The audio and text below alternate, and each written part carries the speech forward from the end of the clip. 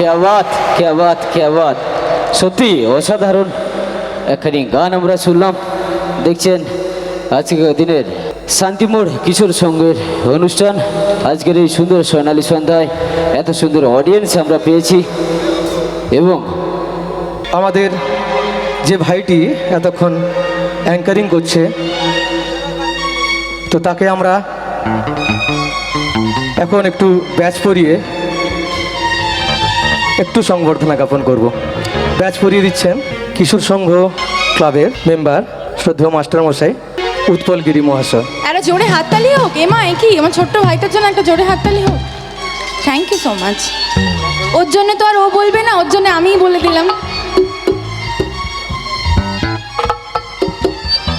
আমি ছোট্ট একটা জিনিস বুঝিয়ে দিই আপনাদের। এই যে দেখছেন গোটা অ্যারেঞ্জমেন্টটা, এটাকে একটা রথ বলা হয়, ঠিক আছে? রথ টানতে তো সারথির দরকার, সেটা ঘোড়া হোক বা মানুষ। ও এই গোটা রথটা টেনে নিয়ে যাচ্ছে, তাই ওকে আপনারা একটু হাতের ভালোবাসা দিয়ে উৎসাহিত করবেন, কেমন? নইলে ও এনার্জি পাবে না। ওকে গ্লুকোজ কিন্তু আপনারাই যোগাবেন। জোরে হাততালি হোক আমার ভাইটার জন্য। একদম একদম ঠিক আছে।